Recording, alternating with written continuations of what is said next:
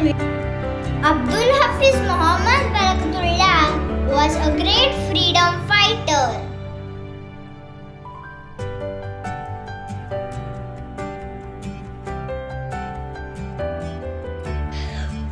He was born on 7th July 1854 in Bhopal.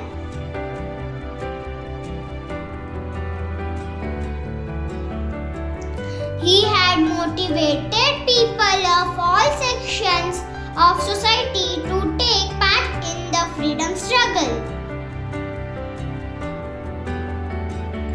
He completed his primary schooling in Bhopal. He went to Mumbai and London for his higher studies.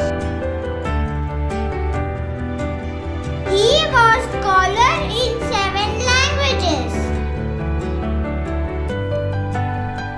In England, he came in contact with Lala Hardayal and Kuwar Mahendra Pratap.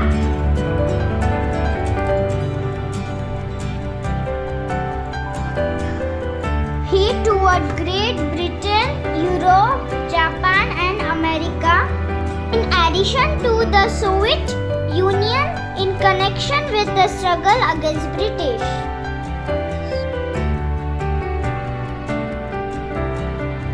He was the founder of Rebellion's Party.